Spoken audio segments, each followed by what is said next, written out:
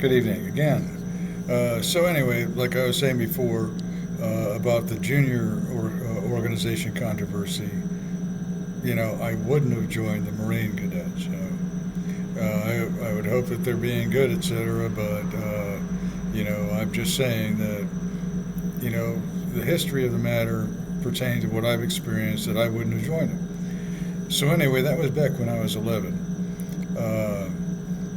An interesting detail I've been reminded of since is, like tonight, is that there is a corruption that again originates from the same abuse family.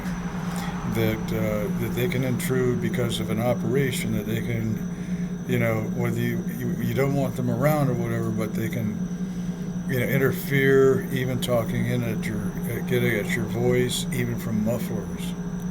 And I remember a pivotal time where I first realized that they were, I could, at the time when I was a kid, I couldn't realize what they had done to me. But a first time that they kind of drastically affected it in at my throat and my voice was when I was maybe about 9-year-old visiting a dude ranch in southern Colorado, allegedly partly owned by the family, and it's called Majestic, outside of Mancos. Well, anyway, one time they had a gathering in their lodge singing, and they got me to, try singing. And as soon as just after I started, something hit at my throat to make a real shrill momentary alteration, So it was embarrassing, but in my mind, my heart, I knew for sure that I wouldn't have done it. And that might have led to something else.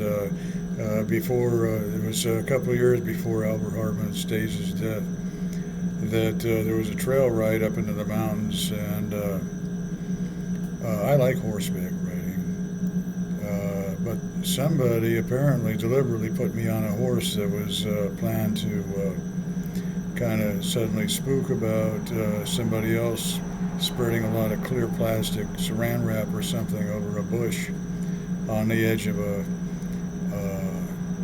curve up in the mountains. So anyway, I was on whatever horse it was, and there was maybe 10 or more people on their horses, kids and counselors on their horses ahead of me, and maybe as many or more behind me, and everyone else made it all right. But for some reason, the horse that I was on panicked about the clear plastic on the bush and started snorting and rearing up. And so I tried to keep it under control, but as I pulled back on the reins, the horse backed up, until I was looking down maybe 1,000-foot cliff over the edge. The horse was on its hind legs, and really a startling experience.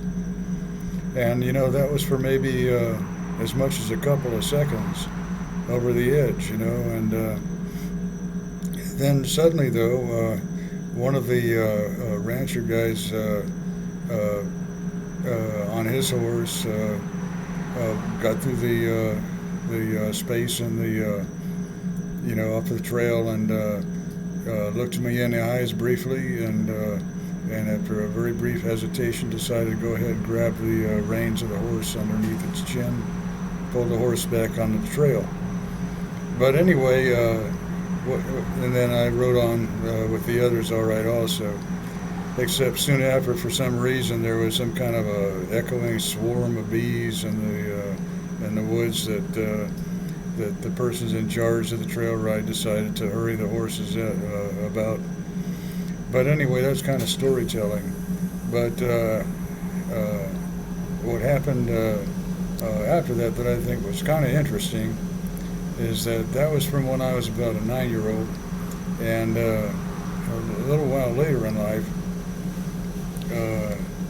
I was attending a Baptist youth camp in Miami when I was about 12-year-old, and I remember I talked to the reverend in charge of the place, Circle C Youth Ranch, Westwood, First Baptist, and one of the horses obeyed really well that I liked, and one day I asked the Reverend if I could ride it alone because the horse was so obedient. So it wasn't a big horse, but it was an adult horse, dark black, dark brown horse with a little bit of white on his forehead. And so anyway, the horse obeyed me so much, I thought, man, I'm going to ask the Reverend if I could purchase that horse. And I asked him how much he would charge for it, and if I could go ahead and pay for the upkeep of the horse and just keep it to the same place, and then the other kids go ahead and ride it also, but that I'd own it. But then I asked the stepfather, Bill Love, who just arrived on the scene recently, and he didn't like the idea. And in retrospect, I guess it wasn't a very good idea. So anyway, that was about one of the last times I ever had experience of horseback riding until in the Navy. When I joined the Navy, I joined to be a aviation anti-submarine warfare operator. But during boot camp, during technical training in Memphis, and training in Orlando. Well, anyway, I joined up to be an AW, but I failed the swimming test. I didn't know I was going to have to be an A1 swimmer, so Class 1 swimmer. So I flunked the test and had to be reclassified to be an AT. So anyway, somebody else, it turns out after many, many years pass, I find out that somebody of egotism of the former family and whomever had secretly pivoted a progression on me failing the AW test. And a clue was when I got to the technical training that about the same day that I started technical training of a different specialty instead of AW, that they started a song by the name of by somebody named Michael Murphy. The song's name was Wildfire. And, it was a popular song for a time. I assumed that he was actually singing about a girlfriend lamenting. But, some details kind of indicate that there was some kind of a plot.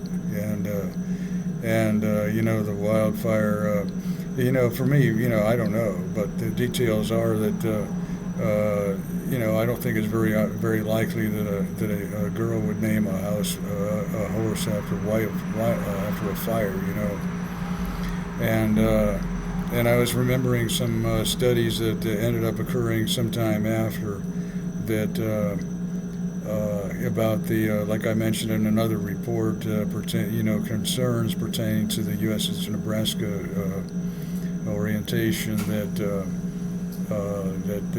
some words of the particular 1975 song might have indicated a prediction of something of the old submarine conspiracy, the Nebraska. The lyrics to say on a cold Nebraska night, and on Wildfire we're both gonna go, those kind of lyrics. So anyway, it was a popular song, though. I'm not questioning that, but I don't know what the particular singer's like or anything like that. But it turned out to be the song is known for having kind of a nice sounding piano instrumental in the beginning and the end, and but the theme of it is partly questionable. So I haven't heard it for a long time. It isn't something I select. But years later, what I liked occasionally when I was back to Colorado, what reminded me of being back to Colorado many years later as an adult, was there's another song that began many years after, in the late 90s or in the early 2000s, of a pretty young lady that starts with a cute, pretty nice, kind of reminds me of the Western scene, piano instrumental. Song title is Thousand Miles, by a pretty young lady named Vanessa Carlton. So when I like to be cheered up, sometimes I like to watch that official video and imagine that the horses on the beach were meant to remind me of back when I was about her age, but many, many years ago. remind me of all the horses on the beach look like the horse named Ace from back when I was a kid.